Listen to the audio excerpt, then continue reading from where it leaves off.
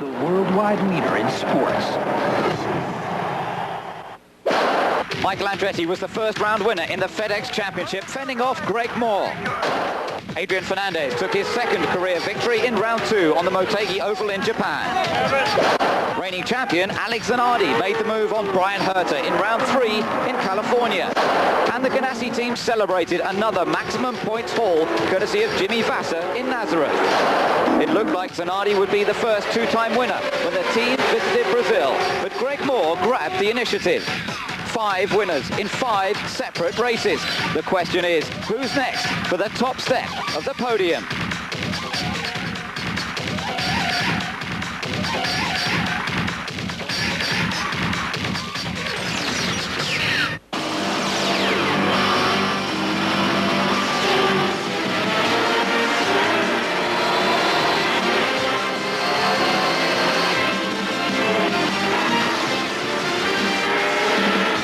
And welcome to the track that's a stone's throw away from the gateway to the west in St. Louis. The 5th oval race of the season will take place on the 1.27-mile egg-shaped circuit that was inaugurated 12 months ago by a win for Paul Tracy. This is Ben Edwards with Jeremy Shaw looking ahead to the Motorola 300, which marks the 1/3 distance in the championship race. And thankfully, it's not raining. This is the best news of the week so far, Jeremy, because we've had a tremendous time with the weather. Storms, rain, and at last, we've got a race to run. Tornadoes around yesterday. We were dodging around there, so I went to the press room on Thursday afternoon, and as I ran in there, a big storm coming in, everybody was underneath the tables. They said that's what they do over here when they have a tornado. So it was pretty scary, let me tell you. But now we've got a hazy sky, but at least it's dry. The front row of the grid will see Greg Moore and Jimmy Vasser, and there the championship standings show you that Greg Moore has a 4-point lead in the series over Alex Zanardi, the two who battled so brilliantly in the last race at Rio. Watch out though for Adrian Fernandez, still in a very competitive 3rd place. Then there's a bit of a gap back to Jimmy Vasser, another winner so far this year. But Greg Moore, perhaps the man to watch at the moment. Greg Moore, the 23-year-old from British Columbia, is a shooting star on the motorsport scene. Driving for Jerry Forsyth, Moore brings a personality that is relaxed, highly motivated, and truly focused. He's been a winner since the age of 11, twice a kart champion, followed by Formula Ford and the Indy Lights title in 1995. He's also a winner in kart. Milwaukee and Detroit fell to his charging style in 97. And his latest victory, last time out in Rio, sees Greg Moore as championship leader. So Greg starts on pole position here. It's his 2nd pole position of the year. He started that place in Homestead as well. But remember, as we mentioned, Adrian Fernandez, also a winner so far this season.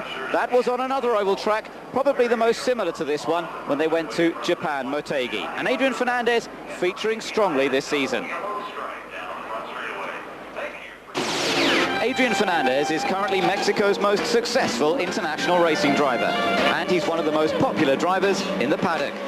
The switch to Patrick Racing seems to have been the catalyst to a higher level of competitiveness in 1998, with 1 win to his name already. I have tested more than I ever tested in a season before the start of the season, and that has helped us a lot. But I think the chemic of the whole team with myself has worked really well. And I think here the way they work also is like a teamwork. In all aspects, it's very open. We can see what Scott has, what I have. We share information. And I'm so ecstatic and excited about this opportunity. And I hope to keep this dream for a long time. There's a great relationship within that team then, and Adrian Fernandez will be starting on the 5th row of the grid today alongside Al Unser Jr. He needs to score competitively again, maintain that championship chase, which sees him in 3rd position at the moment behind Greg Moore and Alex Zanardi. Tremendous race set up to be run here at the Gateway International Raceway.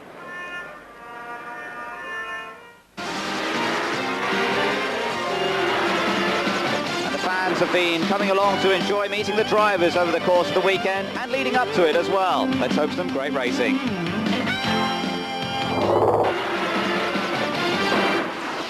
Just over the Mississippi River lies St. Louis, and just a few minutes away, this new track at Gateway International Raceway, just the second year that the race has been run here. And in spite of the weather problems, everybody's set to go now. The track, fairly unique in shape as well. Of course, all ovals are slightly different in character, aren't they, Jeremy? This one pretty much egg-shaped. Yeah, similar to the race track at Motegi, where turn 1 and 2 a little bit tighter than 3 and 4. They're downshifting into 1, upshifting down the back straightaway. Turn 3 and 4 last year, when they ran here in short oval aerodynamic configuration with the larger wings, was flat out. This year, with the super speedway wings, less downforce and not so much speed around the corners. There's the super speedway wing on the back of Gilles de Ferran's car, and here a comparison with a new wing that they'll be using on the super speedways like Michigan to try and slow the cars down by creating more drag. More drag, less aerodynamic efficiency on that rear wing, less speed through the corners. That's the plan. Well, we'll see if that works. Certainly they're very hopeful, and we're going to take a look now at how the grid lines up. Greg Moore, the second pole for him after Homestead, where he dominated until Jack Problems intervened. Jimmy Vasser, like Moore, already a winner on an oval this year and fastest in the warm-up this morning. Tony Canan is on the second row of the grid, starting third for the second race in a row and leading the rookie point series. JJ Leto enjoying his best starting position so far, the 32-year-old Finn getting used to this form of racing. The inside of row 3, Dario Franchitti, his 25th birthday on Tuesday. He led this race last year until transmission problems. Michael Andretti, the Homestead winner. He's been fast at every race this season. Brian Herter next up, hoping his 28th birthday present will be that elusive first victory. And Helio Castroneves alongside him, running with the team that had Carpentier going so well last year. Alonso Jr. went better in the warm-up. He finished second at Motegi on a similar oval. Can he do the same here? Adrian Fernandez was the winner, of course, in Japan, and third in the championship. Finished 8th here last season. Alex Zanardi on row 6, the championship winner from last year, and Gilles de Ferran had some problems in the first session. He should be fast in the race. Row 7 will be on the inside, Robbie Gordon, the fastest, the best start yet for a Toyota engine. Dramatic improvements those guys have made this season. And Christian Fittipaldi, he missed this race last year, recovering from a leg-breaking crash in Australia. Next up on the 8th row of the grid, Paul Tracy and Patrick Carpentier, two Canadians once together on the grid again, and both were very fast here last year. They battled for the win. Scott Pruitt and Mark Blundell line up on the 9th row of the grid. Blundell still struggling with the 1998 Reynard run by Pac West. They just can't seem to get it right at the moment. Row 10 of the grid, Richie Hearn. His best results came last time out in Rio de Janeiro. Fine run to 7th place. And Bobby Rahal, he's the most experienced driver in the field. It's his last season, but he's still very, very competitive indeed. Row 11, PJ Jones and Alex Barron, teammates for Dan Gurney's All-American races. PJ was 13th this morning. Alex Barron needed an engine change.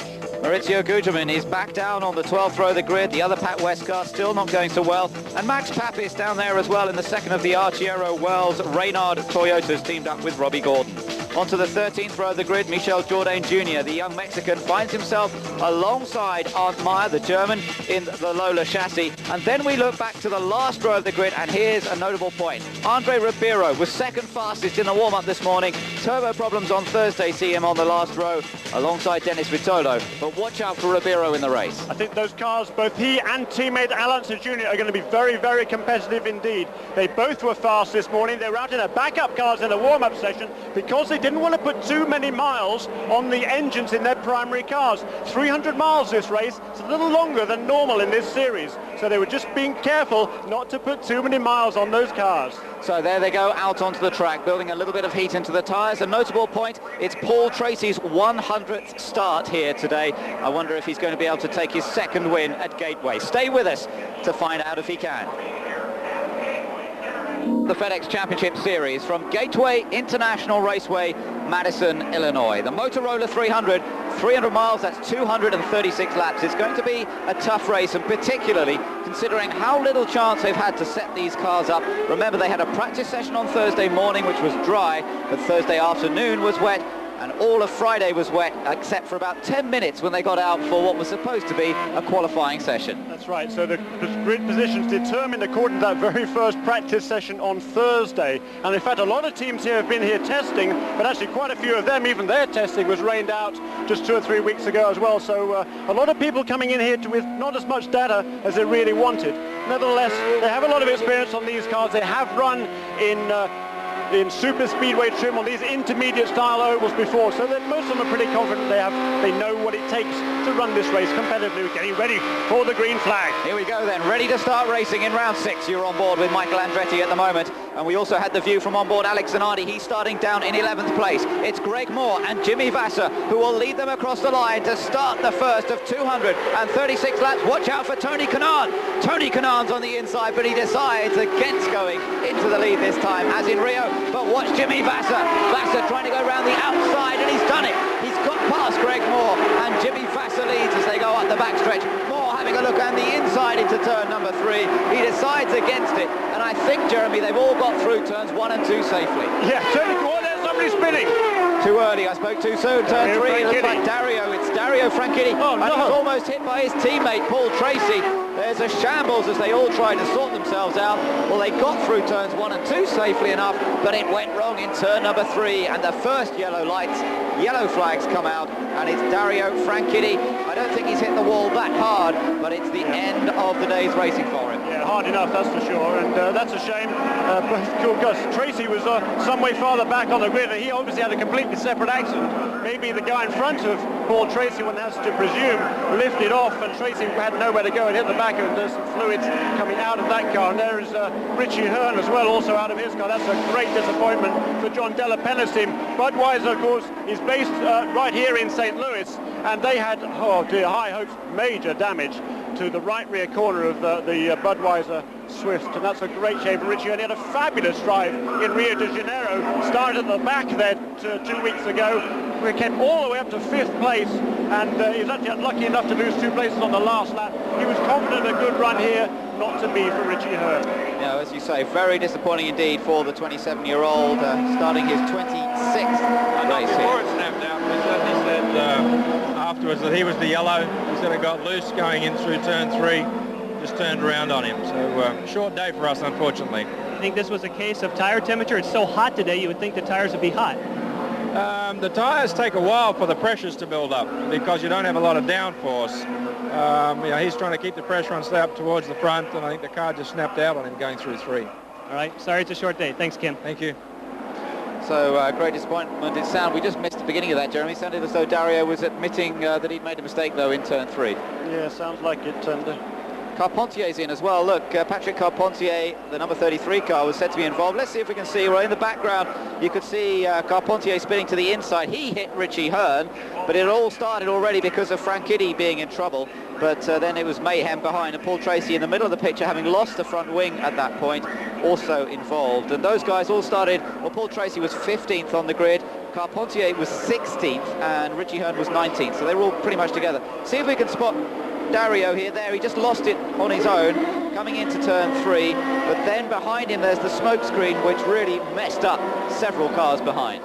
Yeah, and just a concertina accident behind that. There's Tracy spinning off, almost collecting his teammate. He manages to miss Franchitti's car, but it's of little consequence. His car is damaged, and there's a problem also, it looks like, for Christian Fittipaldi. I think there's a lot of smoke at the back end of that car. They're digging into the back of some of the mechanics there. Maybe they can get it fixed. Christian Fittipaldi's still in the car, visor up, of course, but he's going to be losing a lot of time. Looks like they're changing the rear wing on that car. That's right, there's a rear wing all ready to go on the Swift chassis, the other Newman Haas car, teammate to Michael Andretti, of course. There's the onboard view from Richie Hearn's stricken machine, and that's not going to be playing much more part in our coverage of this race, sadly. That onboard camera now pretty much redundant. Damage to the right-hand side, the side pod there of Richie Hearn's car, and very much innocent party to that, but that's the way it goes. These first laps on the ovals, always very, very tough. Jimmy Vasser, our race leader. 3 laps, though, so far only, and we're under yellow. Patrick Carpentier, Richie Hearn as well. 1 or 2 took advantage of that, though, didn't they, Jeremy? Yeah, tremendous start. Robbie Gordon, I think that was predictable. Up from 13th place up to 8th. And Gilles de Ferran, a marvellous start from 12th on the grid, the outside of row 6. He's now 6th. So he passed 6 cars on that lap. Great start from Gilles de Ferran. Let's hear from Paul Tracy. What happened up front, there was just a bunch of cars spinning and slowing down to avoid the accident. I got hit from behind and pushed into the car in front of me, and then I got hit in the side, and just disappointing for the whole cool team. I saw that Dario was out as well, so frustrating day. I mean, the car was really good this morning. It's a long race, 300 miles, and to go out on the first lap is a huge disappointment. It seems like this is the type of luck you're having this year. It's frustrating. We've had a lot of bad luck, and it just seems to be continuing, and it's a bad day for the whole Team Cool Green. Sorry to see you sideline, Paul. Let's go up pit road to Jan Bikas, who's with another driver who was involved in this. Yes, and unfortunately, it's his teammate. And Dario, it looked like you were the first car in trouble. What happened? Yeah, I turned into turn 3 there. I was pretty close in behind Tony. I turned in, and as soon as I turned in, they'd lost the back straight away. I got it a couple of times, a couple of slides. I managed to catch 2 of them, but the third one was just too much. I was just trying to keep it out of the wall, but we got caught out. Do you think it could possibly be cold tires? It's very hot today. You wouldn't think that would be the trouble, or maybe something broke? No, something didn't break. We had pretty good heat in the tires, but we weren't even at racing speed through there. It wasn't like it was trying to go too quick on the first lap. We were pretty conservative running through there, but I think it's just the dirty air, not having enough downforce, and it caught us out. All right, well, thankfully you're okay. I know you have to go get your mandatory checkup. We'll let you do that, and we'll check in with Richie Hearn, who unfortunately was behind the whole thing. You saw smoke, and then what happened? Well, we were going into the corner, and those guys were racing pretty hard. They were like 2 or 3 wide going into turn 3. And it happened about 10 cars in front of me. I saw, obviously, Dario. It was, he saw him lose it, and everybody was going everywhere. And unfortunately, I went low, and I thought I had it, and then out of the smoke came, I think it was Carpentier. He was already sideways and clipped my right rear. There's nothing I can do. All right, sorry you're out. I know it's a big day for you, St. Louis, Budweiser, but we'll see you in Milwaukee. Yeah, it's unfortunate we had a good car, but yeah, we'll go on next race. Thanks. Bob? Well, certainly this is the city for beer manufacturing. There are a lot of very important breweries based in this part of the United States. So as Jan Bikas mentioned there, it's a bad day to see the Budweiser car out quite so early, isn't it, Jeremy? Yes, certainly is, particularly after that run in Rio. And he was very happy with the car this morning. Actually, Phil Howard, the English crew chief on that car, they changed the gear ratios between the sessions. And on the Swift, that's a fairly major job. The Rain Archer can change the gear ratios in about 15 minutes. This car, it takes the best part of an hour. And they were confident of a good run this afternoon. Great shame for Richie Hearn.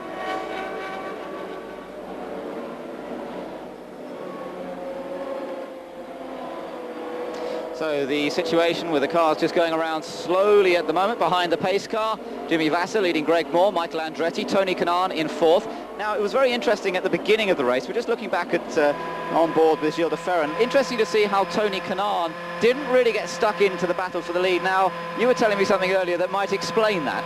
Yes, he's made excellent starts at every race this season. He's always made up at least a couple of places on the start. Rio, the last race, he also started 3rd and dived down the inside into the first corner. As he came out of the corner, Zanardi came alongside him, and Steve Horn, the team owner of the Tasman team, came on the radio to Tony, "Take it easy, Tony. You cannot win the race on the first lap.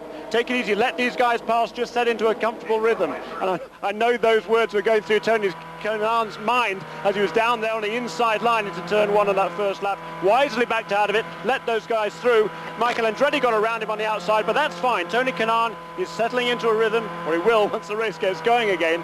And he just wants to get through these oval races. He knows he doesn't have a lot of experience on the oval tracks. He's really looking forward to Detroit. That's where he reckons he can really make his move on the street circuit in Detroit. He won there in the Indy Lights last year, and he can't wait to get onto the streets. Well, we'll have to see how he gets on board with Jimmy Vasser right behind the pace car at the moment, and just controlling things nicely. Had a good run here last year, was actually leading some of the laps in this race last season. Unfortunately, they had a tyre problem, and he lost pace in that final stint, dropped down to finish in 5th place at the end, so couldn't quite challenge Paul Tracy, Patrick Carpentier, who were battling away for the lead of the race in the closing stages. And on board with Gilles de Ferran there in 6th position at the moment. Behind him he's got Brian Herter, Robbie Gordon, Adrian Fernandez and Al Unser Jr., who's running around there in 10th place in the Penske.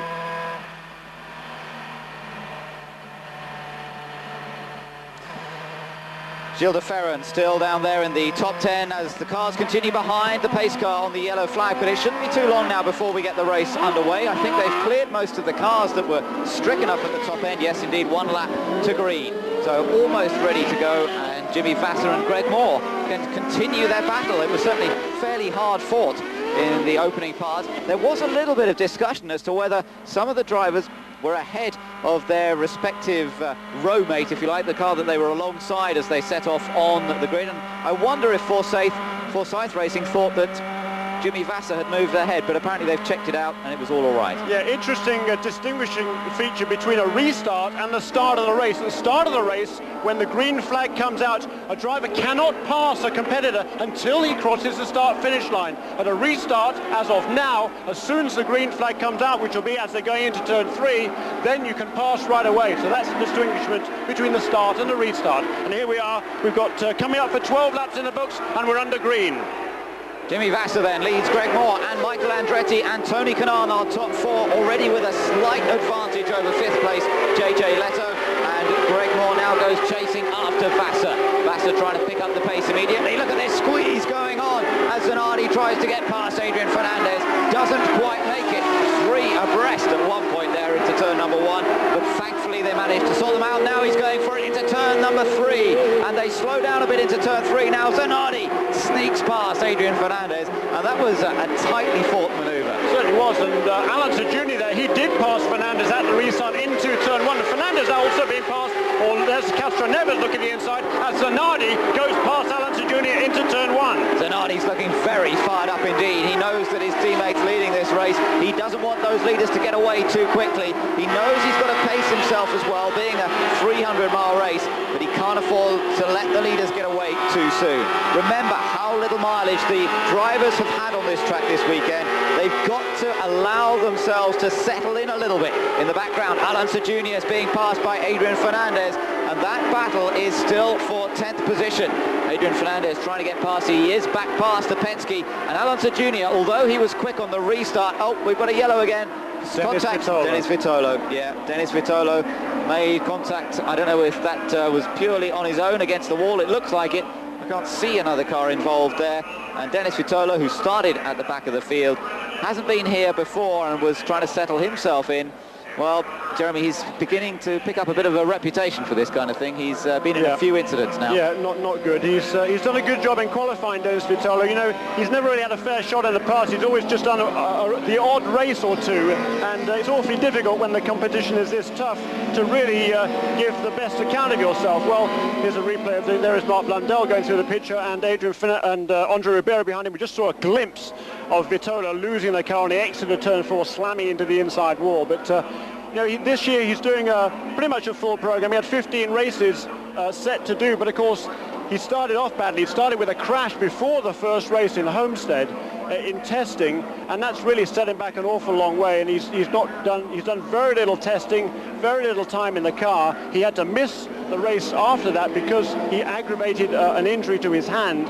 And we saw what happened last month at Nazareth. He's actually spun before the green flag under yellow, and then a couple of laps into the race he spun again and hit the wall in turn 4 there. So he's done the same here. It's pretty sad to see. Yeah, great shame, and of course it's broken up the race again. We were just beginning to get things going, and Vasser, Moore, Andretti up front with Canan, Leto, Brian Herter in 6th ahead of De Ferran. Zanardi was definitely the man on the move in those last few laps. There is Dennis Vitolo clambering out of the car. It looks as though he's basically unhurt, which is the most important thing, of course, but that car very severely damaged, and Peyton Coyne Racing having a bit of a tough time at the moment to keep up with all the broken bits. Jimmy Vasser leads the rest of the field past that stricken car, and as I said, Alex Zanardi really was flying there and was closing up on Gilles de Ferran just before the yellows came out once again. Zanardi in 8th place. Herder also made a move. He passed Gilles de Ferran just after the restart, and he's now up in 6th, so we're on board there with Jimmy Vasser, the race leader. Behind him is Greg Moore, then Michael Andretti, Tony Canan, JJ Leto. Those two rookies, they're 4th and 5th. Brian Herter in 6th, Gilles de Ferran 7th, Alex Zanardi, Robbie Gordon came going very well in the Toyota car. Then Adrian Fernandez, who got back past Alonso Jr. Just before the yellow came out again. Alonso Jr. in 11th, Helio Castroneves, Scott Pruitt, Bobby Rahal, Max Papis, PJ Jones, Michel Jourdain, Alex Barron, Mauricio Guggenheim, Art Meyer, Mark Blundell and Andre Ribeiro round out the 22 cars still on the track at this stage. A few people have been into the pits, notably Mark Blundell, and Andre Ribeiro's been twice into the pits already, in fact. I saw Mark coming back out on the last yellow. He had come into the pit, so there was obviously some sort of problem which has dropped him down to 21st. But Andre Ribeiro, who we thought we might see fight his way back up through the field, starting on the last row alongside Vitolo, but quick in this morning's warm-up, well, he doesn't seem to have had much luck here so far. He's already been twice into the pits. Yeah, it could be he's at the back of the pack in any case. He hadn't really had time to make any moves through the field before this next caution came out. It could well be, Ben, that he's just come in, he's at the back already, might as well come in, top it up with fuel. That means he can go an extra 10 or 12 laps under green flag conditions before he has to come in and make the pit stop. You know, that could be just probably a strategic call by Roger Penske. He is the master strategist, and he rarely makes a mistake, does Roger Penske, and probably could have turned out to be a good call, I think, by that team. And Mark Blundell probably following a similar strategy, unless, of course, something we've done. He could have perhaps picked up a puncture under the caution with some debris on the track after those incidents. But I would fancy they're just playing it safe, trying to eke a little bit more fuel mileage out and go a bit longer before they have to make a pit stop. On board with Bobby Rahal at the moment, of course, having his last race here at Gateway. It's only the second race of this track, but this his final year. His 252nd start. That's a pretty impressive record, but at the moment we're still under yellow flag.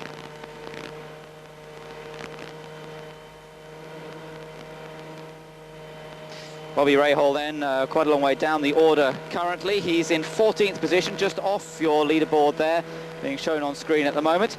And both he and Herta, the two teammates, of course, running with the Reynard chassis, have had an up and down season so far. Brian Herta was 4th place in Rio, had a good podium finish at Long Beach. Of course, we've only had the one street track so far this year, very much dominated by oval tracks in the early part of the season. We have another oval track to come up next weekend, but then we start to get into a run of street courses and road courses, which some of the drivers, I think, will be relieved about and be able to really attack the tracks a bit more. Yeah, we're on board here now with Bobby Rahal, his teammate Brian Herta. They've been there or thereabouts on the oval. Certainly on the street course, you say, in Long Beach, 1-2 on the grid for Team Rahal. In the oval tracks, they're, as I say, there or thereabouts. They've been competitive, and on a couple of occasions, perhaps the cars have gone away from them as they go through a fuel stint. The car begins to lose its balance, and they just fall off the pace just a little bit. But Herta, he's come into this season knowing that he has a good shot in the championship. He wants to pick up points. He's done that in most of the races this year. He has that result of 3rd place in Long Beach, where he led for much of the way. It was only that brilliant pass from Alex Zanardi towards the end, taking full advantage of fresher tyres. And Herta was content really to let 3rd place go. Dario Franchitti was able to make a move as well, so he fell back to 3rd place. He was still pretty content with that. He got the most out of the car on that day, picking up good points. Interesting view from Gilles de Ferran's camera. We just caught a glimpse of that for a while. Just behind that front fin, quite a clear picture of those very little front fins on the nose cone of the car, which really don't provide a great deal of downforce, but a very important part of the airflow. There's another view of it again.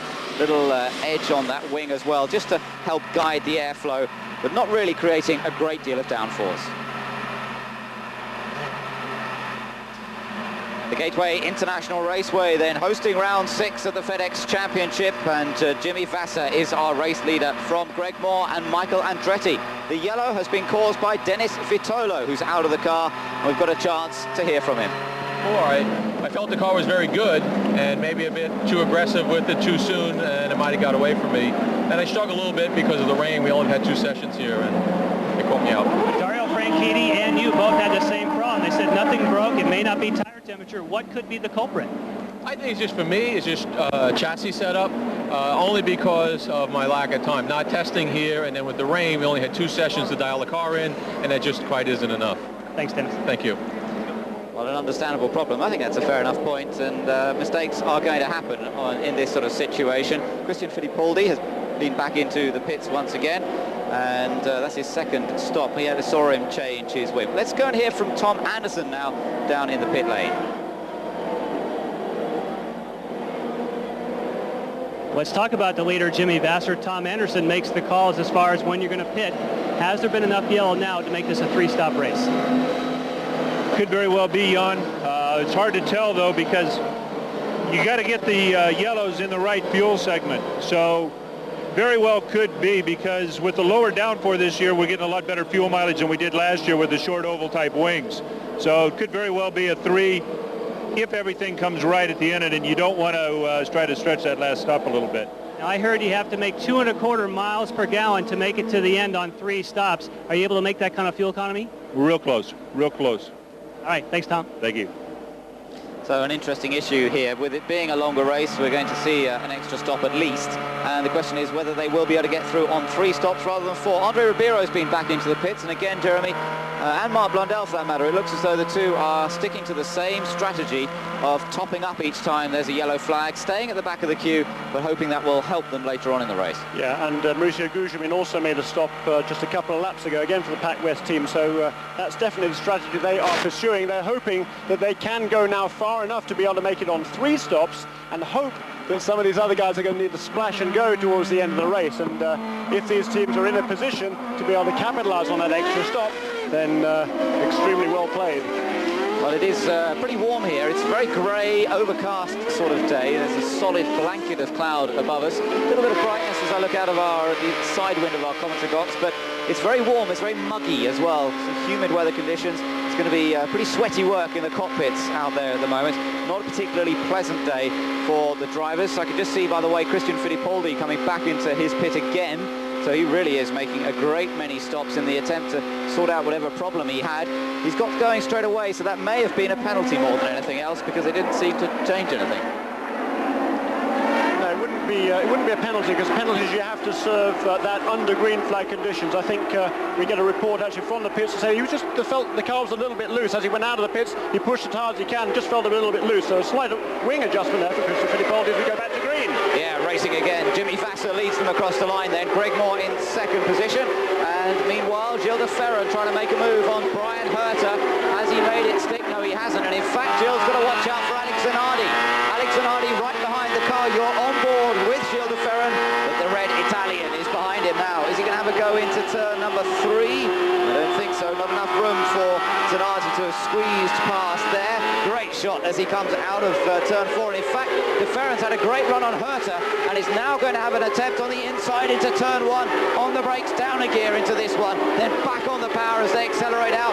The wide line is also effective, and Herter uses that wide line, and they're still side by side as they go up the back stretch. What's going to happen into turn 3?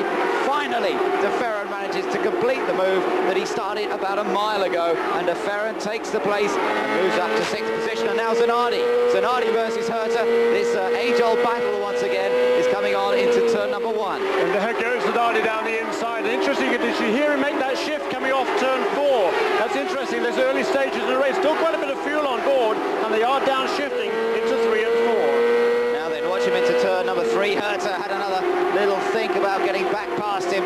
Zanardi was fairly aggressive as he went past Herter and squeezed him out pretty soon. As soon as he got his rear wheels past the nose cone of Herter's car, he was across and in front to take the line for turn 3. Quite fair enough though. And Zanardi now going chasing after Gilles de Ferran. Good battle this, and Zanardi at the moment looking to be one of the fastest. 26.6 for our race leader Jimmy Vasser. In clean air, it is Vasser who's setting the pace at the moment. Greg Moore was 0.3 of a second slower on that last lap, and the gap between them is 1.6 seconds. Interesting that Robbie Gordon is slipping back. He lost 4 or 5 places. He was 9th. He's now back to 13th. A whole bunch of cars got past him there. Elio Castaneda's Alan Jr., Scott Pruitt, Bobby Rahal, now also Max Papis also goes past Robbie Gordon. So Robbie Gordon is clearly struggling. On board once again, down change for Gilles de Ferran into turn number 3. As you mentioned, Jeremy, they are having to go down a gear even in turn 3 and 4, let alone turn 1. Back up a gear there on the front stretch as he and Zanardi continue their chase of JJ Leto, who's next up on the road. Leto running well. He's been consistent here in testing and in the practice that we have had, and doing an excellent job for the St. Louis-based Hogan Racing team. Let's just ride with Gilles de Ferran for a moment. Listen to the engine as he accelerates out. Look for the gear change here. We just... oh, this is a battle for 4th. We change our attention because Canan in the multicoloured machine, Tony Canan, the young Brazilian, is up against JJ Leto. Leto with a slightly revised colour scheme this weekend in deference to Woody Woodpecker. They've got some backing from Universal Studios and they're in the Woody Woodpecker colours this weekend. Actually, the car looks great and JJ Leto's going great too. Are you going to sing the Woody Woodpecker theme now? I thought you were, actually. No, not this time. Thank you very much. There goes Tony Canan in 3rd place. There is a battle amongst the rookies there. 2 very, very good rookie drivers indeed. Completely different backgrounds, of course. JJ Leto comes from Formula 1 and then via GT racing as well. Of course, he was a very strong contender last year in the McLaren BMW, and he's just loving it in the Champ Car Series this year. He's really taken to these oval tracks, and his team owner is Carl Hogan. He's based in St. Louis. JJ had a very good test here 2 or 3 weeks ago, and he is showing how much he learned during that test here. A fine run, 5th place at the moment, JJ Leto. British engineer Alan Langridge, very happy to be working with JJ, enjoying the experience greatly. And of course, Langridge and the Hogan team had a great result, or a potentially great result here last year, when Franchitti led the race with some 25 laps to go when he was driving for the team. They suffered a gearbox failure. But it certainly seems as though the local team likes running here. They've been doing a great many promotion, publicity events over the course of the weekend. But it doesn't seem to have deterred Leto at all. Back on board with Michael Andretti. That is Greg Moore ahead of him in 2nd place. You can hardly see Jimmy Vasser. Jimmy Vasser is checked out. 3.5 seconds in the lead now. We've got 31 laps in the books coming up out of turn 4 to complete lap 32. We've had, 10 laps now under green since the last caution, and 3.7 seconds that lap. Jimmy Vasser is pulling away at 0.2 seconds a lap, very, very consistently. Impressive performance once again from Ganassi then on the oval tracks, the shorter ovals where they haven't performed quite so well in the past. But Michael Andretti, watch out for him. Remember how these two battled at Homestead. On that occasion it appeared that Greg Moore had the advantage until the onboard jacks on the car failed and he lost the lead to Michael Andretti. Just trying to pick up what they're saying. We've got some coverage from Michael Andretti's onboard radio. I cannot hear the mic up to your mouth. And he's complaining he can't hear what the pit crew is saying. So not only can we not quite hear it, but Michael's complaining he can't hear what's going on. Michael Andretti apparently has already reported that he feels that his car is working particularly well in traffic. He thinks that once they start getting into lapping cars, he could be able to close up even more. Meanwhile, JJ Leto in the number 9 car there, having another little look at getting past his rookie rival, Tony Canan. These two still running in 4th and 5th places. Good battle there between those two. Behind them is Gilles de Ferran, then Alex Zanardi, and a gap back there. There is Brian Herter. The green and red car is Adrian Fernandez. Again, through 3 and 4 there, Tony Canan and JJ Leto in front of the main grandstands here, and down into turn 1, downshifting into turn in front of our commentary position. And Tony Canan, a nice smooth line through that turn, uses all the road on the exit and onto the back straightaway. Yes, he has a slightly wider line than some of the others going into the corner, Tony Canan. And there seems to be a variety of lines used around here. Again, up at 3 and 4, he doesn't bother coming right down to the inside. Leto does come down a little tighter into an apex, but both styles equally effective. Canan, again, Leto having a little look, but he doesn't want to do anything silly. They've had some reasonably good runs so far this year, but the team, the Hogan Racing team, taking a little bit of time to gel again. There's a lot of new personnel in there this year. Although the engineer, Alan Langridge, has remained the same, a lot of new mechanics and people on the crew. It's taking a little while for it all to come together, but certainly this is a good sign. Seemingly actually not on the battle lead here, because Jimmy Vasser is well out in the lead, but he is just coming up behind some slower cars.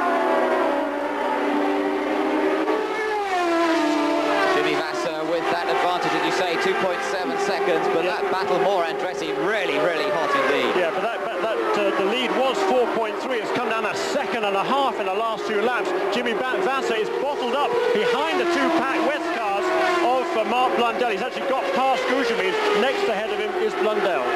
So Vasser, Moore, Andretti are order at the moment. Jimmy Vasser with that advantage, as you say, 2.7 seconds, but that battle Moore Andretti really, really hot indeed. Yeah, but the lead was 4.3. It's come down 1.5 seconds in the last 2 laps. Jimmy Vasser is bottled up behind the 2 Pac West cars of Mark Blundell. He's actually got past Gouchemin. Next ahead of him is Blundell. So Vasser, Moore, Andretti are order at the moment. And there is the battle between Moore and Andretti. Look at how close they're getting, and Andretti on board we go with the Swift driver. Is he going to be able to gain a little bit of time out of turn 4 here? Picks up the slipstream from the back of Greg Moore's car. And this is a great chance for Michael Andretti. He's down the inside into turn 1, makes the move, and that was just a classic piece of overtaking. Picked up the toe beautifully and dived past on the brakes. textbook, absolutely textbook. Michael Andretti pretty much wrote that textbook. Well, there's the man who did, his father Mario, and Michael just a perfect pass into turn one. There is the slower car of Mauricio Gugelmin, who is already a lap down, and there is Michael Andretti swoops past Mauricio Gugelmin quite cleanly into turn one, setting his sights now on Jimmy Vasser. Fantastic pictures from Michael Andretti as he now goes chasing after the race leader. 1.7 seconds only the gap last time round, and Vasser getting slowed down a bit by some of this traffic. And as Michael has reported, he is feeling very confident with the handling of the car once they get in amongst the slower machines, so that could help his cause. There is Vasser. Look, Vasser really has got a bit held up here. Yeah. He cannot get past Mark Blundell. Mark Blundell is ahead of him there, then Arndt Meyer ahead of him. And Jimmy Vasser cannot make a move on Mark Blundell. Mark Blundell is only lapping in 27.8. That's a second off the pace of Vasser, but he can't get past him. Well, here we go. This is the battle for the lead now. Jimmy Vasser, Michael Andretti is on the inside, and it's going to be very easy for him to go past and take the lead of this race. Michael Andretti led the most laps here last year, but it went wrong for him later on in the race. Andretti now in the lead. He manages to find a way past Mark Blundell much more easily and goes straight through into the lead of this one for Michael Andretti, with Moore in second. I'm sorry, he's still in third place. I wonder if Moore's going to be able to close up that gap at all. There goes Vasser at last trying to get past Mark Blundell, and I think he's got it this time. Meanwhile, Brian Herter is reported to be having a few little troubles. Pit speed violation for Brian Herder, coming in the pits out of sequence there, and caught going too fast on the exit. He will have to make another pit stop. That'll cost him another lap. He already has lost one lap by making that pit stop, and now he will lose another one. But there goes Jimmy Vasser, looking to the inside of Alex Barron, the rookie driver, not able to make the pass that time. So Michael Andretti, here he comes up behind the two Dan Gurney cars of Alex Barron and PJ Jones. Again, he seems to be able to get past very, very easily indeed. The car looks absolutely superb in these race conditions, as we've seen earlier this year at Homestead and at Motegi as well, and he ran so brilliantly before running out of fuel. Andretti across the line, and already, look at that, his lead is 2.7 seconds over Jimmy Vasser. Meanwhile, Greg Moore is 4.6 seconds behind Andretti now. Tony Canan in fourth place, still just a fraction ahead of JJ Leto. Michael is taking no prisoners here as he tries to establish a big advantage in the early stages. Yes, that car is absolutely perfect. Michael Andretti, you know, he's been so strong this season. Can he make it stick this time? Coming up behind Max Papis now, then Papis running in 14th position. So Michael already coming around. There, by the way, is Brian Herter, and Brian has been in, and he's already 2 laps down, so poor old Brian Herter is not going very well for him at all. Birthday today, 28th birthday, not a happy birthday so far for Brian Herter. Meanwhile, we've had a report that Ribeiro's coming into the pit lane as well. We've completed some 47 laps as Michael Andretti goes across the line. We're looking at around about 60 laps before they have to come in. But this, oh, look, they're changing front wing there. Yeah, there's a report. We've just had a report that he hit Bobby Rahal. Yeah, they were battling for 12th place. So Ribeiro had moved up very, very well indeed. So a shame. Contact there for Ribeiro. He'd moved up from the back of the pack. And that's a shame to make that pit stop. Dreadful situation for Andre Ribeiro, and well, the Penske luck just doesn't seem to be getting any better at the moment. Alonso Jr., let me oh, and Canan's out. Canan's hit the wall. Tony Canan causes our next caution period, and what a shame, because he'd been running so competitively in 4th place, and that is a pretty heavy accident backwards into the wall, turn number 3, and the young Brazilian, the likeable young man in his first season of championship car racing, the Indy Lights champion from last year, who's always got a quick quote, a quick remark, but he's out of this race now. Whether that involved lapping traffic, whether he did that on his own, not quite clear yet. Plenty of movement there in the cockpit, but taking his time, not coming out of the car yet. A heavy reverse into the wall. We've seen a couple of accidents like that this year, particularly for Mauricio Gugelmin, who damaged his neck, but thankfully not too seriously, and of course back out again racing very, very soon. But a fair bit of damage, a lot of oil and fluids coming from the back of that car as well. Yeah, at the end of the day, certainly for Tony Canan, a shame he'd been running so well there in 4th position. I'm sure that Steve Horn had been on at him just to take care of the car. He'd slipped back quite a long way from Greg Moore. He was about 4 seconds behind Moore, but still ahead of JJ Leto. There's a big battle he was having there with Leto, the 2 rookie drivers, and finally the car gets the better of Tony Canan.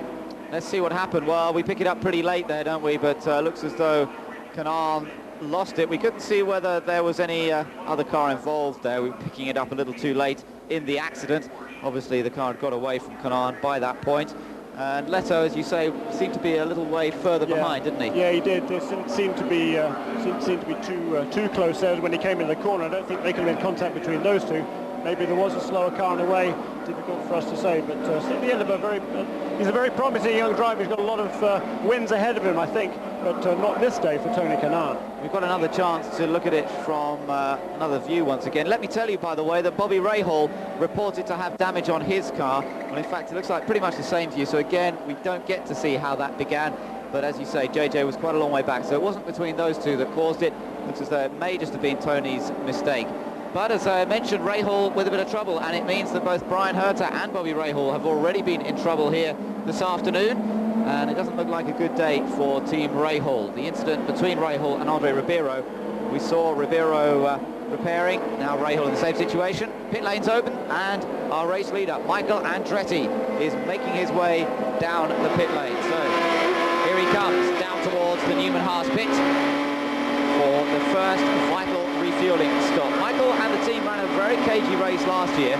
We had a threat of rain last year as well, and they made sure that they were up front by the half-distance point, just in case that was when the race was declared.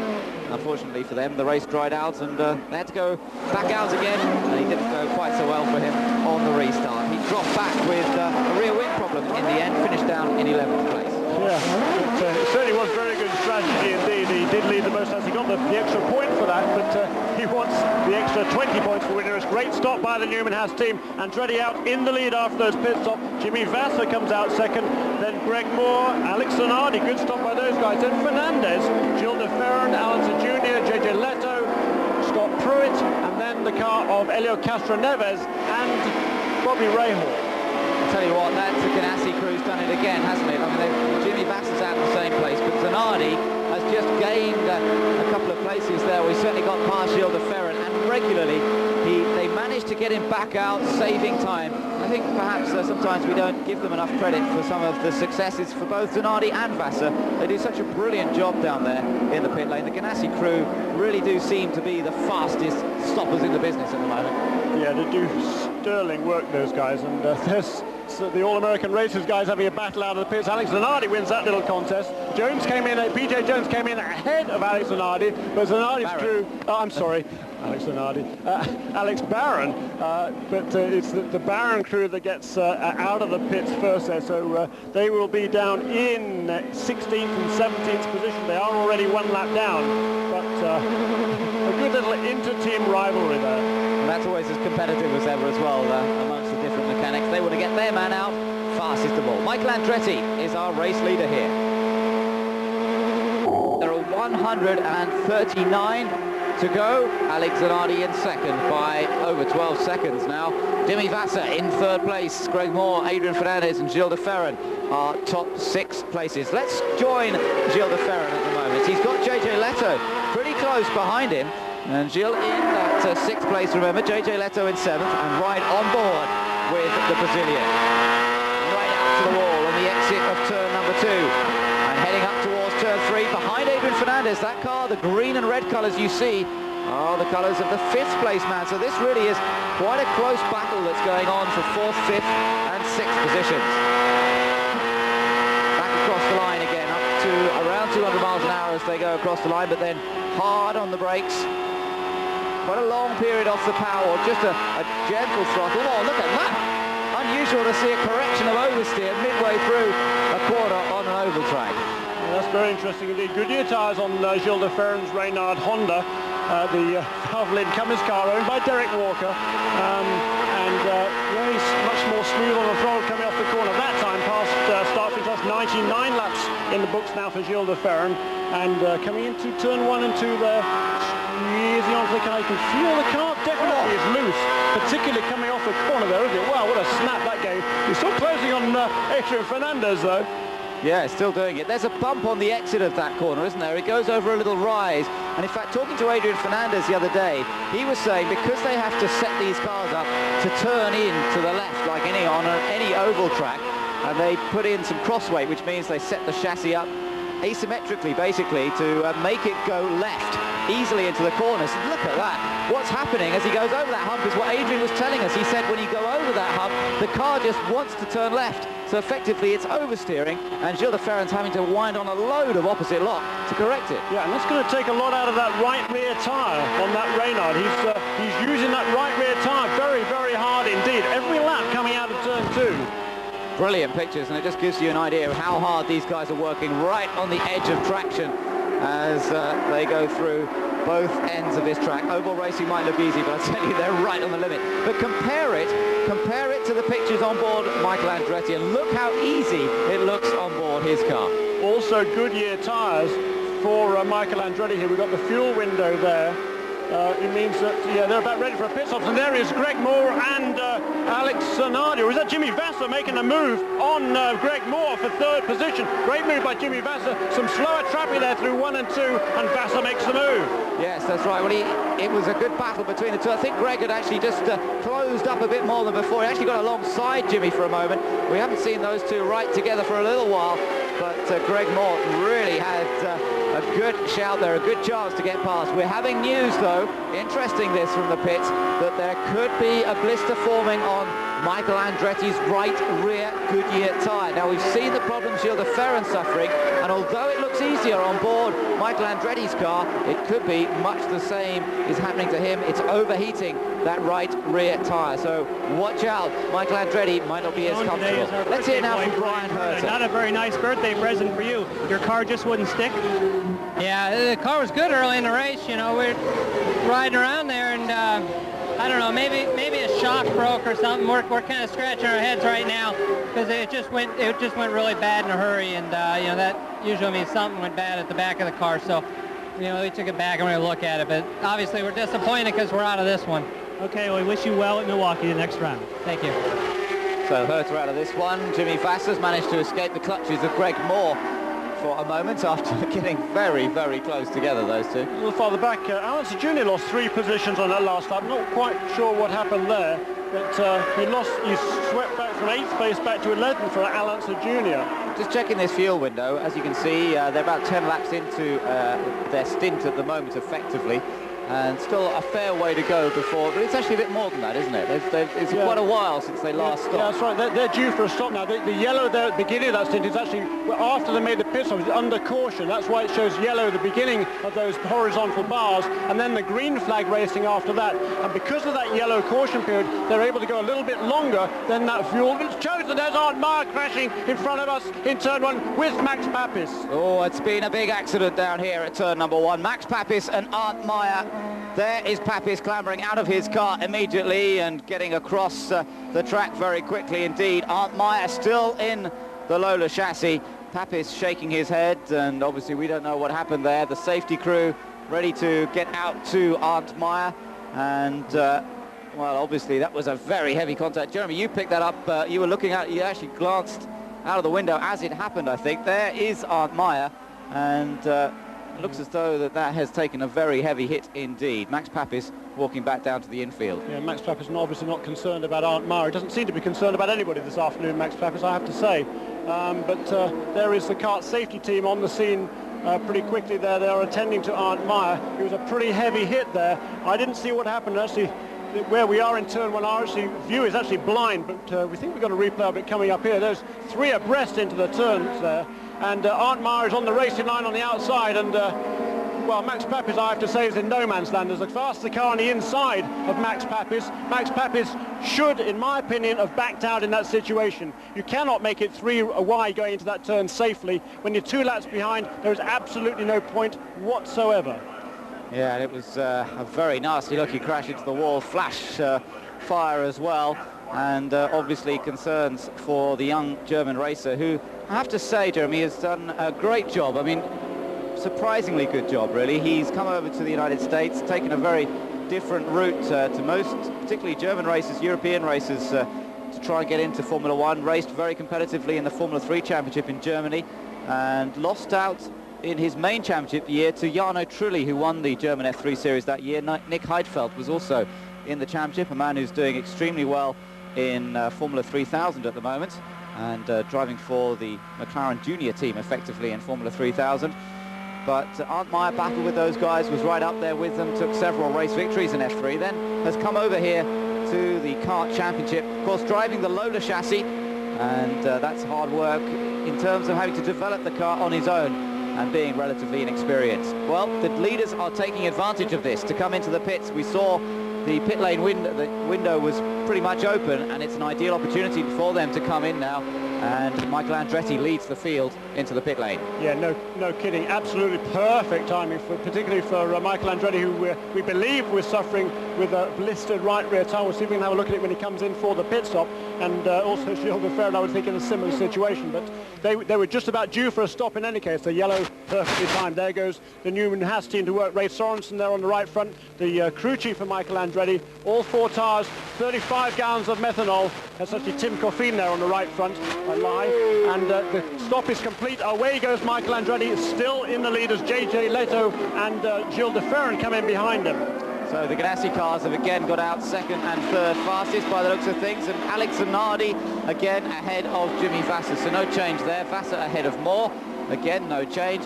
So the pit crew is maintaining the positions for their respective drivers, although Gilles de Ferran has in fact lost a couple of places. Leto, I see, has got out in front of him.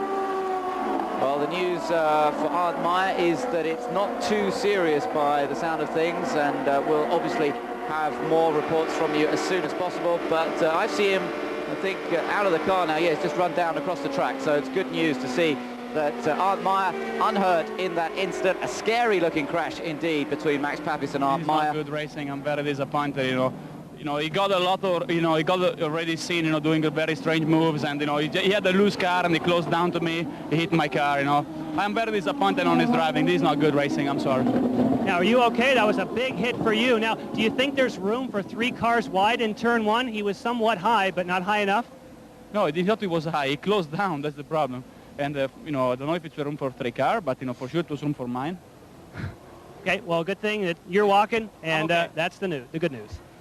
Yeah, well, interesting situation there. I mean, 3 wide, there was really no way Arndt Meyer could stay as wide as that, otherwise he would have been in the wall anyway. So a tricky situation. We're going to hopefully get another look at this replay. Of course, it's easy when we can analyse this, and given the hindsight, they had to decide in a fraction of a second what to do here. Max Papis letting someone through on the inside. Meyer was very wide, though, and it was always likely he was going to turn in. And Papis, you can say, just put himself in that position, really, and he should have just backed out. The situation wouldn't have occurred. He had the choice. No question in my mind. That was Max Papis that caused that accident. Arndt Meyer can't vaporise going into that turn. He has to turn into that corner, otherwise he's going to crash on his own. And after some of the etiquette that Max Papis showed earlier on, I'm not very impressed at all with his attitude there. I think he's still got a lot to learn about these ovals.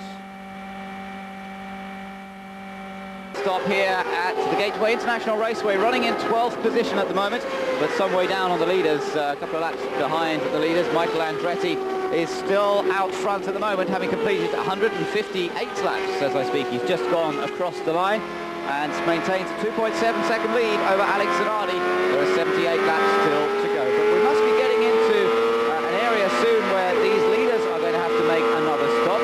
It's been a while that they've been running under green flag now, flat out, and using plenty of methanol. It's drunk by these engines at an amazing rate, basically the rate of opening up your bathroom tap and letting it pour flat out, and that's how much methanol these things drink when they're running at this sort of pace. And that means that it won't be long before they're having to be heading back into the pits again. Certainly at least one more pit stop. They'll be trying to eke it out if they can, just trying to get through on one more pit stop. We've got, 66 laps to go, 65 laps to go. And if they can just make it another 5 or 6 laps, which they should be able to do, then I think one more pit stop will be in order, and that'll be enough to get them to the finish line. Michael Andretti's last pit stop was on lap 110. We now completed 160, so that's 50 laps done now. He should be able to do another half dozen, so that'll be perfect. Well, we'll have to wait and see how that all works out. Michael Andretti and Ford Cosworth power unit certainly providing plenty of power. Fuel economy has been pretty good this year, although of course they got it wrong in Motegi. That wasn't really down to the engine using too much fuel, though. That was down to a mistake from the pit crew, and they misread how much fuel they'd actually put in the fuel tank. Yeah, they sent him out a little bit early by mistake, and then they read the calibration of how much fuel went out of the tank into the car, and there's lines on the fuel meter there, and they misread it by one line, and one line in that tank is 5 gallons. 5 gallons, about 5 laps, and that was just 5 laps too short for Michael Andretti. That's why he ran out of fuel on that occasion. So that was bad news, but meanwhile, look at this, an interesting situation is Gilles de Ferran going past JJ Leto, and that's its first change of place we've seen for a good long time now. That's 6th place now for Gilles de Ferran. JJ Leto down to 7th, and he suddenly seemed to lose a little bit of pace. He'd been right on the pace of Adrian Fernandez, and now all of a sudden Gilles de Ferran picks up a bit of pace. You can see that they're all getting pretty close to that pit stop now for the next load of fuel to go on board, but a good move there from Gilles de Ferran, and as we start to build up towards this next stop, perhaps we are going to see 1 or 2 more changes. JJ Leto's still there, but he's got to watch out for Scott Pruitt not far behind. They're both going past Robbie Gordon. That's no problem. Gordon quite a long way down the order. He's in 15th place. And back on board now, Michael Andretti quickly, then Alex Zanardi in 2nd place, and the gap between them, let's just check it as he goes across the line, 3.1 seconds between Michael and Alex at this point. Now, whether Alex has got a little in reserve, difficult to say at the moment. I think Michael's got some in reserve, the way he's been going in this race, and certainly wouldn't put too much against him. Interesting to hear, though, that he's reporting a tyre vibration, apparently, on the communication for his pits. And he may have to come in a little earlier than he'd ideally like to in terms of fuel mileage. Well, that's another interesting situation. Again, very much like last time, the end of the stint, and we're seeing perhaps a minor tyre problem as we saw at the end of the last stint. Yeah, very interesting indeed. Watching Michael Andretti through 3 and 4 there. 4 power coming off the turn, scoots past Robbie Gordon there. Boy, Robbie Gordon, I think he's had troubles all the way through this race. I would hazard a guess that he's not quite up to boost. Doesn't have full boost on there, doesn't have full power. And poor Robbie's been struggling all afternoon. He's running game nil on there, so he just lost a place to Richard Fittipaldi. I think that engine is beginning to lose some breath. Yes, well, at least he's still out there. That's the main thing on his return, of course, for a full-time ride. He raced at Nazareth, put in a great performance there, and now Robbie has got the whole of the rest of the season to look forward to and really try and build something with the Arturo Wells team. Greg Moore, meanwhile, is still up there, of course, championship leader, running it in 4th position. And you have to say, a good effort from Mercedes and Ilmor so far this year with this new engine that they came up with over the winter. Took some gambles, came up with this tiny power unit, V8 engine, of course, 2.65 litres, as they all are, but tiny proportions for this new engine. And yet, Greg has been up there in every single race so far this year. He's finished every single race, and he's been in the top 6 on every occasion. You have to say it's an impressive performance in terms of reliability for what was a new engine at the start of the season. Yeah, very much so. And you know, the intenseness of this engine manufacturer battle is really great. They're so closely matched, really, the Honda, the Ford Cosworth and the Mercedes-Benz, and Toyota still, yeah, it's still behind, but boy, they're making ground up. And there is Michael Andretti trying to make a pass on Michel Jourdain Jr. Michel Jourdain keeps out of the way nicely, as does PJ Jones there, to let Alex Zanardi through. Good work by both those two. JJ Leto in the pits for a stop. Now this is relatively early, 67 laps still to go. It's going to be quite tight for him to make it through on that amount of fuel. It's possible maybe, but that's going to be tight. What everyone's doing at the moment is trying to stretch out the fuel mileage they're on right now. They're desperate to leave it as long as possible to stay out there and get through on this just one more stop. Yeah, and tyres as well, of course. We're looking at Michael Andretti. It's still awfully difficult at these speeds to get a good close look at that right rear tyre. But certainly Michael Andretti has to be cognizant both of the fuel economy, the fuel consumption here, and that right rear tyre. He'll be looking at a few anxious glances, I think, in that right-hand mirror to make sure that tyre is okay. Looks to me there's a little bit of a ring around the outside corner of that right rear. Really apparent. I'd say as he turns into the corner there, you can definitely see a darker darker groove about a third of the way in across that right rear tyre. And Michael Andretti needs to make sure he can do another, maybe a couple of laps or so, should be safe to be able to get to the end of the race. But also, he can't afford to blow a tyre up, and there is Greg Moore making a move on Jimmy Vasser down the back straightaway. Yeah, that's for third place, so third suddenly changes. Interesting. Oh, and we've got a shot, and it looks like Alonso Jr. Is it Al, or is yes, it? Yes, Alonso Jr. And he was right ahead of Michael Andretti, I think. I don't know whether Michael just passed him or not. No, he was right, you're right, he was right. I was just about to talk about the fact that the two great rivals were running pretty much together, but of course Alonso was down. He was down in 11th position. And I wonder if Andretti has escaped from that. We'll try and see as they come past us here. But Alonso Jr. in the wall, and dear oh dear, there's Michael. It looks as though he's all right, doesn't look as though he's made any contact. Of course, Andre Ribeiro already out of this race, so the only Penske still in was Alonso Jr., and now that one's out too. An incredible timing again for Michael Andretti. Last time there was that crash up here in turn 1, just when he really needed it, and once again, they got to smiling down on Michael Andretti.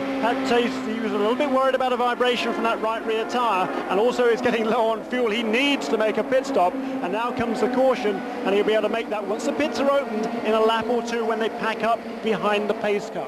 And of course what this will mean is that the last stint should be a sensible stint for them all. They should all be able to get through it. Okay, we've got a good report from the safety crew that Al is okay, no problems. He's still in the car at the moment, but they often take their time to get out, but he is all right, so that's good news. Hopefully we'll get another view of that in a moment to see exactly what happened to little Al as he's gone out of this race. And again that season continues. There he is out of the car, looks very fit and well, doesn't he? No problem there. No, he'd been very disappointed though. He wasn't, he was only running in he moved up, I guess, to 10th place after JJ Leno's pit stop, but he wanted the points there this afternoon. He wanted to get to the end of this race and learn some more about that car. Here's the replay. Just well, there's Michael Andretti in front of him, and Alonso Jr. looks like he just understeered up into the wall coming off that corner, but you know, Goodyear has had some problems with his right rear tyres, and maybe we can have a look at that, some sort of close-up shot. That'll be interesting, because I think on the previous stint that Unser had been dropping back. You remember he was lapped right before the end of that last stint, before the Meyer Papis accident, and I wonder whether that was his tyres going off. So we'll have to try and keep a close eye on that for you. Yeah, maybe we'll get a chance to have a word from little Al down in the pits in a moment, but let me tell you that the leaders are coming into the pits this time. The pit lane has been opened up. Perfect timing, as you said, Jeremy. Absolutely ideal. Come in now, do their final stop, fill up on methanol, change the tyres, get out there for the dash to the flag, and it'll be around 60 laps. A bit less than that, because it'll take a few more laps to clear up the mess down here on the start-finish straight. Michael Andretti into the pits, and we'll try and do you a comparison check here. The top three, Andretti, Zanardi and Moore. The pressure is on their pit crews here, because it could be a change of place if they get it right or if they get it wrong. Absolutely crucial pit stops there. There's the Michael Andretti crew on the top, Alex Zanardi lower down, and Greg Moore at the bottom of the screen. Of course, Greg Moore pitting right down towards the end of turn 1. And there is a battle going on. Alex Zanardi is away. Michael Andretti just gets out, but Zanardi beats him out of the pits. He's done it. Zanardi's done it again, or should I say Team Ganassi have done it again. What a superb effort from the Ganassi crew. I don't know how they do it so consistently, so fast. They've got Zanardi out ahead of Michael Andretti. Now, we've seen Michael is very fast here, but this is going to be an exciting. Look at the joy down there, the excitement amongst the crew members. Boy, they did a fantastic job there. And the psychological edge as well. I mean, Alex now can look at his mirror, see Michael behind. Michael's thinking, how did that happen? What went wrong? Yeah, I must admit, I wasn't really looking too closely. Did you see whether they changed tyres on Zanardi's car? I presume they did.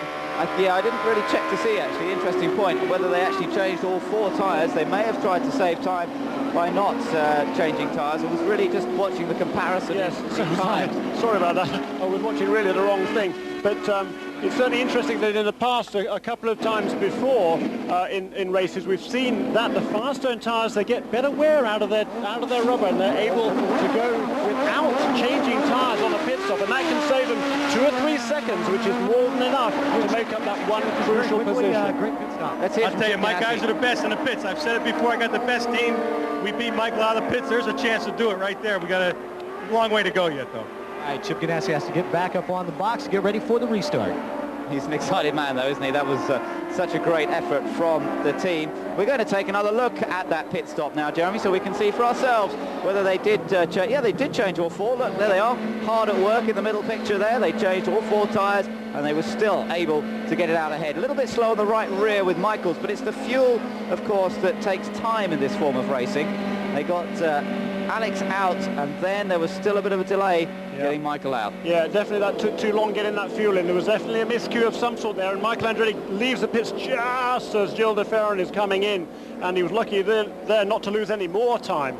But certainly great work by the Target Chip Ganassi crew.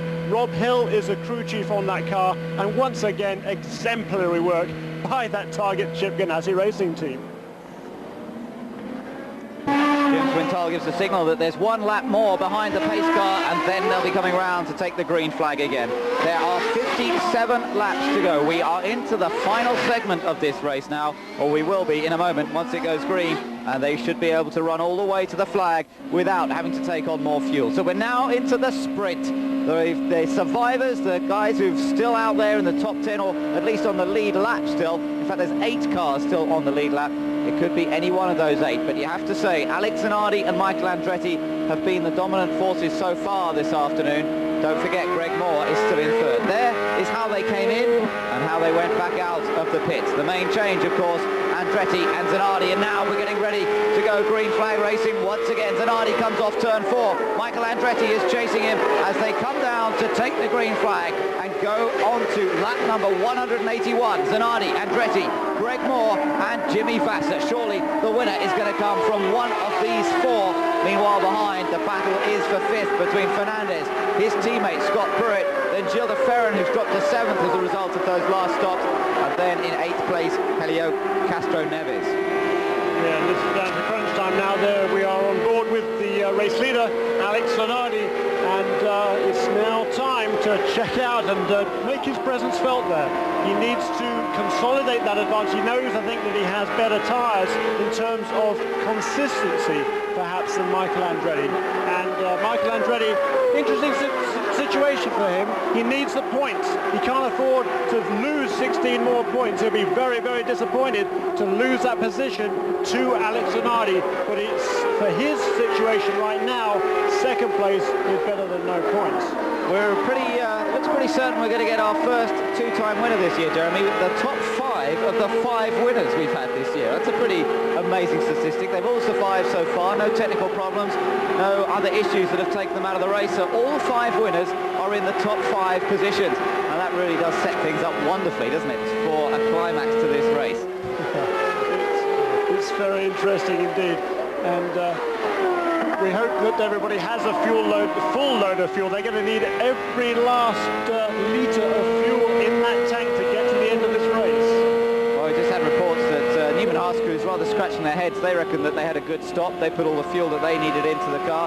Couldn't really work out how Zanardi could do it any faster than that.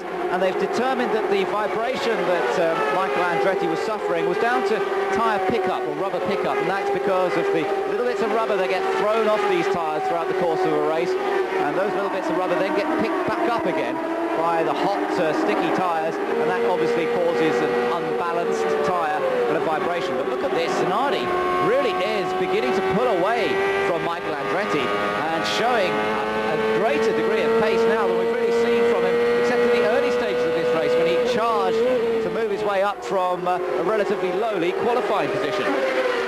True indeed, then 26.6 last time around, 26.7 was the last lap. 1.6 is pulled away from Michael Andretti. It's pretty interesting. Certainly the fast turn tyres very, very quickly up to speed for Alex Zanardi. We look back there is the battle between Gilles de Ferran and the rookie, Helio Castro Neves. That is 7th and 8th. Well, Castro Neves doing a good job so far. He's had a few incidents this year on the ovals as well, but he's kept his nose clean here this afternoon. And no doubt being talked around by the experienced Scotsman Tom Brown, who runs the team effectively for Tony Bettenhausen.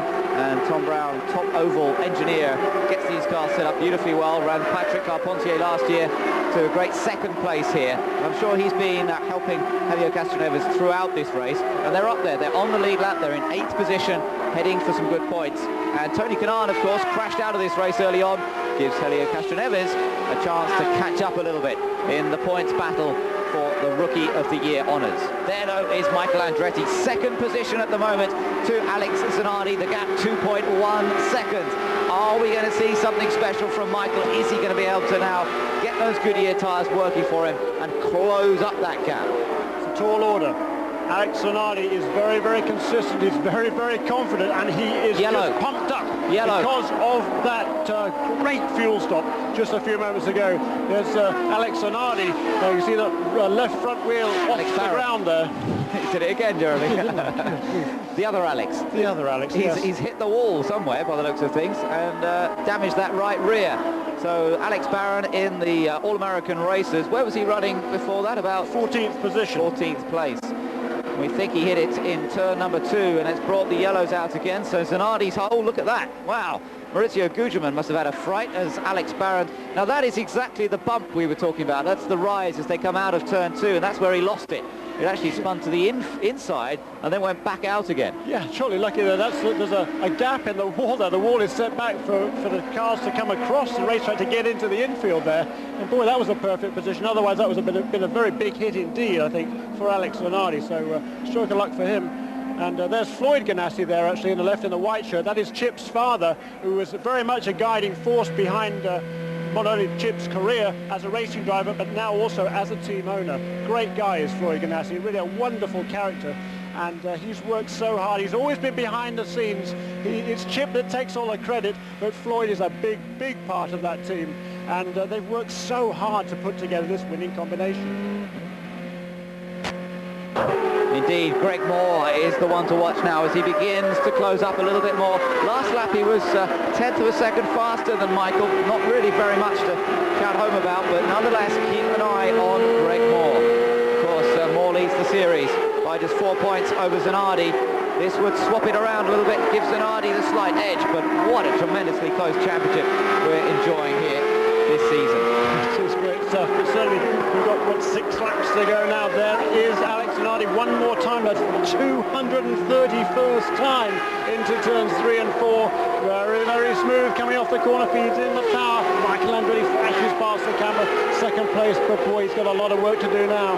Yeah, speed-wise, Zanardi quick on that one. Again, about 1/10 of a second faster than Michael Andretti. Greg Moore wasn't quite so quick, so again, Greg drops back a bit in 3rd place. And as you said, Jeremy, really makes it ring home. 231st, 232nd time now around this lap. And that really is punishing schedule, isn't it? We heard from Adrian how warm it is out there, how tough it is. The concentration, so total for such a long time. 2 hours and 21 minutes they've been running so far. And here we are looking back down that front straightaway. There's a couple of slower cars, and shortly will be the red car. There is just at the top of the screen of Jimmy Vasser. Right behind him is Scott Pruitt. Right behind Pruitt are Gilles de Ferran and Helio Castroneves. That's a great battle for 4th, 5th, 6th and 7th.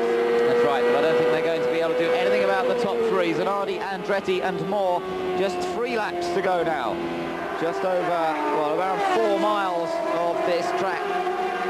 And, well, Zanardi surely has got it sewn up now, but better not speak too soon. The last 2 laps last year that Paul Tracy grabbed the lead. Having said that, at the time he was going so quickly there wasn't a great deal that Patrick Carpentier could do about it. Still a bit of traffic ahead. Mark Blundell is the next one to be lapped. I wonder if that's going to play a part in this. Mark's still running and he's in a point scoring position after a tough afternoon's work. He's in 10th place and that'll score him a few points. Also up into the points has come PJ Jones in 12th position. So another point to Toyota possibly here today. That'll make them happy. But up front, Alex Zanardi is going to become, is he the first, second, or 2-time winner of the year? The white flag comes out, just 1 more lap to go for Alex Zanardi. Down into turn 1, a little bit more sunshine even greets us as we get towards the end of this race. There's the pit crew that won him the advantage on that last stop. A brilliant performance to get him out ahead of Michael Andretti. And since then, Alex Zanardi has done the business on track. He settles in behind Mark Blundell. He doesn't take a risk on the final corner. Michael Andretti will close up a bit on the run to the flag, but it won't hurt. Alex Zanardi comes through to take his second win of the season. A brilliant performance from both him and the team, a real team performance on this occasion. Michael Andretti drove superbly, but just couldn't quite match the combination in the end. And Greg Moore just there all the time. Greg Moore finishing races on the podium again, and the championship chase as close as ever. Alex Zanardi, winner in Long Beach this year already, and now wins on a shorter oval, and that's the first time. We can't really call this a 1 mile oval, particularly now that they're running these speedway wings, but he still, I think, will be very happy to have won on this type of track. Absolutely delighted. We talked about earlier, a real team performance here, Target Chip Ganassi Racing. Wonderful effort by Alex Zanardi. He didn't put a foot wrong. He was content there those last couple of laps. He was looking in his mirrors for sure to see how close Michael Andretti was. 0.573, the official margin of victory. That's enough for Alex Zanardi, win number 2 this season. So Zanardi, Andretti, Moore, then Vassar in 4th, ahead of Pruitt, De Ferran, Castro Neves in 7th, Rahal 8th, JJ Leto in 9th, and the last 3 point scoring finishes for Mark Blundell 10th, Christian Fittipaldi 11th, and PJ Jones, who finished in 12th place. Alex Zanardi down in the pit lane, and what a celebration with the crew. Chip Ganassi, the team boss, absolutely delighted, but Alex Zanardi just amazed at the job that his pit crew did on this occasion. They got him out ahead of Michael Andretti on that last vital stop, and that made such a big difference. He was then able to maintain the pace and keep Michael behind him for the rest of the race. Let's just take another quick look through the results. Zanardi, the winner from Andretti and Moore. Jimmy Vassar in 4th. Good result for Scott Pruitt at last after a tough season for him. Gilles de Ferran in a consistent 6th place. Nothing to really shout home about, but a good performance for Helio Castroneves in 7th. Yeah, those 4, Vassar, Pruitt, de Ferran and Castroneves, within a second at the checkered flag. Bobby Rahal got past JJ Leto on that very last lap. Leto must have slowed. I don't know whether he was out of fuel or what, but 10th place there, 3 points for Mark Blundell, ahead of Christian Fittipaldi and PJ Jones, the final point scorer. Then the Toyota cars, Robbie Gordon, Alex Barron, Patrick Carpentier, Mauricio Gougelmin, and Michel Jourdain, the final finisher. So an intriguing race, and a long race, but one that we got run to full distance. We didn't think that was going to happen when we came into today with the weather forecast saying that it would be showery all day long. Well, we've had actually pretty good weather, I have to say. It's been very warm but dry all the way through, and we've seen a great race as a result of it. And Alex Zanardi now taking over the championship lead, but by the narrowest of margins. We're just going to take a little replay look at what happened when Alex Zanardi came into the winner's circle just a few moments ago, and the celebrations that he enjoyed with his team.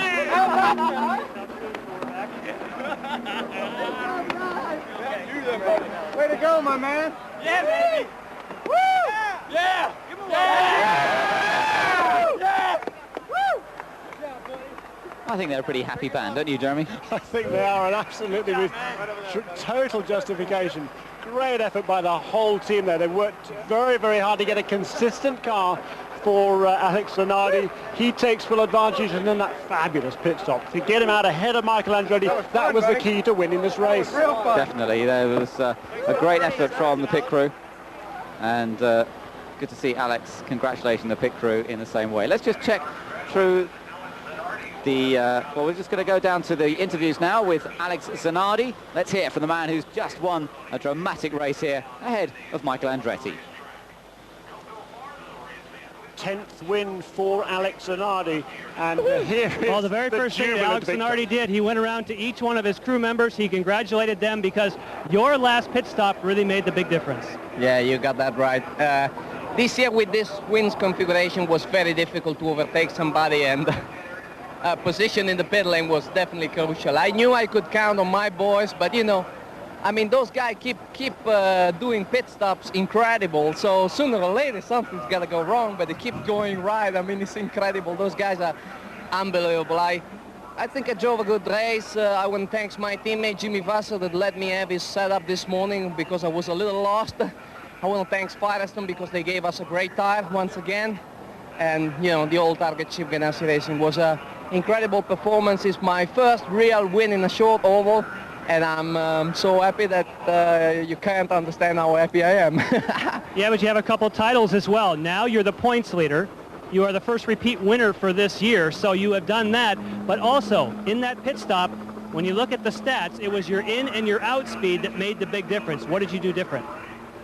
Stayed on the gas. I don't know. I like that. That's my job. But, hey, I mean, point lead is important, but win is what it counts. I want to go next weekend, go race again, and try to win another one, because this is what makes me sleep good in the night and what's made me be very good with my friends. So taste of the win is something that you get to taste it to really understand what it is. And I'm so happy and so great to the old Target Chip Ganassi Racing for giving me this this opportunity, this dream come true. Thank you. Congratulations, Alex, and let's get to John Canan. Michael Andretti finishing second, gave it a valiant effort there at the end, but just came up one position short. Yeah, what can you do? Well, first I want to say hi to my wife, Les, back at home, my two kids, Marco and Marissa, but I'll be home soon. The car was good, just came down to track position. We came out of pit second, and at that point I knew it was going to be almost impossible to pass. The only way you could really pass was in traffic, and we just didn't have enough traffic. We were coming up on it in the end. We needed another 10 laps, and it might have been interesting. But Alex's team was always saying, get the traffic out of the way. So how did your car work in the traffic? That's where my car was working, good in traffic. So I knew that they were a little worried, especially there in the end. Another lap or two, who knows what would have happened, because I caught up about 2 seconds on him. So, you know, but we'll never know. He did a good job. The crew did a good job, and you know, we still got some points. Finished the race. So. All right, that's Michael Andretti. Let's go to Jan Beekes. Well, with a third place finish, which I know is somewhat disappointing, but anytime you get a podium, that's good news. Greg, started from the pole because of your practice times, but then the car wasn't quite where you wanted it. Yeah, I mean, we had a bit, the car was a little bit too loose right at the beginning there, and that's what allowed Michael and Alex to get behind me. And, you know, we improved the car a lot at the end, but with the Speedway wings, it was just pretty much follow the leader. Now, you had a chance at the end. It looked like 30 laps to go or so. They told you could use all the fuel. All three of you guys were very close, but then what made the difference? It's just, you know, once you got into traffic, you have a bit of an advantage when you're out in front. You know, I had Michael to follow and Alex, and when we came up to lap cars, which is a little bit more difficult to get by, but, you know, for everyone in the Players Sports Site team, a good job. We didn't test here at all, so to come here and get a third, I think we're pretty pleased. Okay, I know they want you on this truck. They want to take you around so the fans can congratulate Greg Moore, Alex Zanardi, and Michael Andretti. Bob? Well, a great job from all three of those, and Alex Zanardi, as you could see, absolutely delighted with the job the crew had done to get him out ahead of Michael Andretti, who understandably was a little bit glum, but nonetheless, good points for him in the championship chase.